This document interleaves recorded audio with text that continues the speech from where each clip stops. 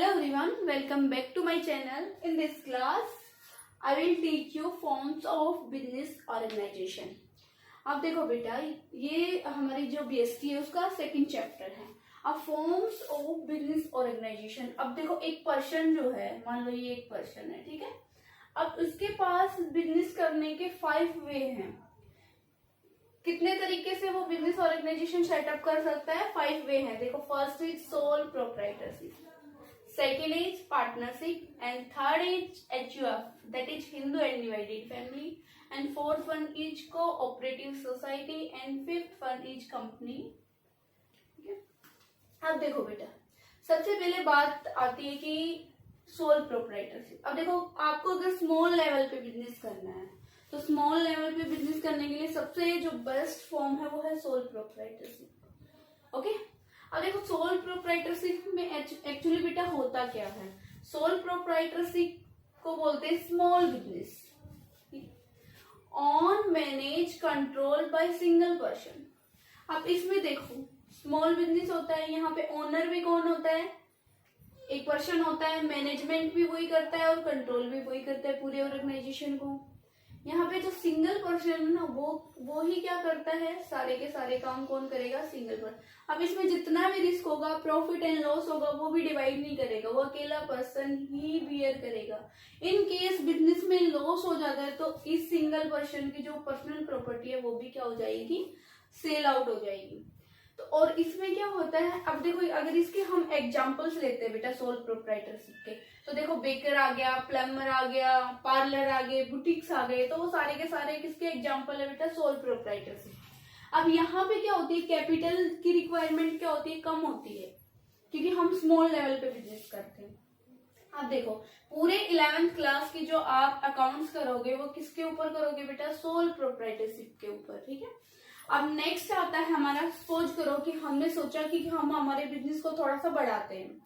अब एक single person के पास तो एक लिमिटेड कैपिटल होगी, तो अब कैपिटल, अब देखो दूसरे तरीके की तरफ जाते हैं हम, दैट इज पार्टनरशिप. अब पार्टनरशिप में क्या होता है?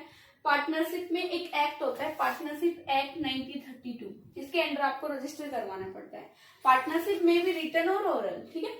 अब देखो, पार्टनरशिप जो है, पार्टनरशिप में आपको कितने मिनिमम 2 मेंबर्स चाहिए. मिनिमम मेंबर्स कितने चाहिए बेटा? 2. और मैक्सिमम कितने रख सकते हो आप अगर पार्टनरशिप करनी है आपको? तो 100. ठीक है. मिनिमम 2 होने ही होने चाहिए, मैक्सिमम 100. इससे ज्यादा नहीं ले सकते आप पार्टनरशिप के अंदर. अब पार्टनरशिप में जो नंबर ऑफ मेंबर्स है वो डिफाइन किसके अंडर है? तो members is determined by companies act 2013 section 464. अब ये जो मेंबर्स की जो लिमिट है वो डिफाइन की गई है कंपनीज एक्ट 2013 और सेक्शन 464. अब अगर यहाँ पे बात करें तो ये भी सिमिलर होता है थोड़ा थोड़ा. सोल प्रोप्राइटरशिप यहाँ पे जो यहाँ पे भी जो ओनर होता है उसकी क्या होती है? जो लायबिलिटी होती है वो क्या होती है बेटा? इसमें अनलिमिटेड होती है. अब फिर हम फोर्थ की यहाँ जाते हैं, थर्ड की तरफ, that is undivided Hindu undivided family. अब ये जो है वो इंडिया में मोस्ट पॉपुलर बिजनेस है ये वाला. ठीक है. अब ये किसके द्वारा? Govern by Hindu law.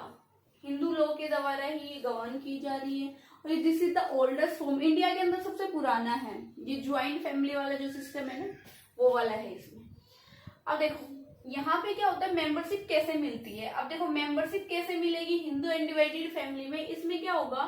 Male person को जो है वो डायरेक्ट, जैसे ही मेल पर्सन, किसी भी मेल पर्सन का बर्थ हुआ घर के अंदर, तो वो ऑटोमेटिकली क्या बन जाएगा? HUF का मेंबर ऑटोमेटिक बन जाएगा. ओके. आए यहाँ तक समझ में? अब जाते हैं बेटा फोर्थ वन की तरफ, कोऑपरेटिव सोसाइटी. कोऑपरेटिव सोसाइटी वो सोसाइटी होती है जिनका मेन मोटिव क्या होता है? Social welfare. जो सोशल वेलफेयर के लिए सेटअप की जाती है. अब कोऑपरेटिव सोसाइटी एक्ट क्या है बेटा? 1912. ठीक है. अब ये क्या करते हैं? अपनी इच्छा से कोई भी 10, मिनिमम कितनी लिमिट होती है कि मिनिमम 10 मेंबर्स होने चाहिए. अब मिनिमम 10 मेंबर्स मिलके कभी भी अपनी इच्छा से एक कोऑपरेटिव सोसाइटी सेटअप कर सकते हैं. लेकिन इनका जो गोल होगा वो क्या होगा, कॉमन। अब देखो कोऑपरेटिव सोसाइटी एक्ट क्या है, 1912, वर्किंग टुगेदर, एक साथ काम करेंगे फॉर कॉमन गोल के लिए। और मिनिमम क्या होता है, 10। मिनिमम मेंबर्स की लिमिट 10 है, लेकिन मैक्सिमम मेंबर्स की लिमिट इसमें डिफाइन नहीं है कोऑपरेटिव सोसाइटी में, कितने भी। अब बेटा फिफ्थ वन बात आती है कंपनी। अब आपको बिजनेस बहुत बड़े लेवल पे करना है तो हमारे पास क्या आ जाता है, कंपनी आ जाती है। अब कंपनी में क्या होता है, कंपनी में यहाँ पे जो मेंबर और कंपनी दोनों सेपरेट, अब लिखा ना, company is a separate legal entity. ये मेंबर, ओनर और company both are the separate, यहाँ पे दोनों अलग अलग होते हैं। अब यहाँ पे अगर कंपनी इंसॉल्वेंट होगी तो इसमें जो ओनर होगा ना वो इंसॉल्वेंट नहीं होगा, कंपनी इंसॉल्वेंट होगी। ये है इसका मतलब सेपरेट लीगल एंटिटी। यहाँ पे ओनर और बिजनेस बोथ आर सेपरेट, ठीक है।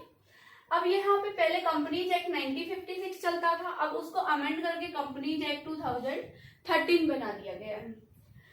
अब यहाँ पे देखो अगर शेयर होल्डर्स, अब देखो बात आती है कि कंपनी के ओनर्स कौन होते हैं, तो ओनर्स जो होते हैं ना वो कंपनी के शेयर होल्डर्स होते हैं। शेयर होल्डर कौन होते हैं, जो कंपनी के शेयर्स परचेज करते हैं।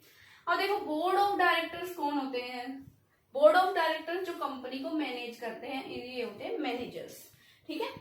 तो ये ओनर कौन होते हैं, शेयर होल्डर्स, और मैनेजर कौन होते हैं, बोर्ड ऑफ डायरेक्टर। यहाँ पे क्या होता है, कंपनी जो सेपरेट लीगल एंटिटी होती है। अब कंपनी को भी बेटा फर्दर डिवाइड किया गया है 3 पार्ट्स में, OPC 1 person company and private company, public company. ये सब हम नेक्स्ट वीडियो में करेंगे। Thank you for watching this video. अगर आपको हमारा वीडियो पसंद आए तो प्लीज ज्यादा से ज्यादा वीडियो को सब्सक्राइब कीजिए ताकि हम और अच्छे अच्छे वीडियो आपके लिए लेके आए। Thank you for watching this video.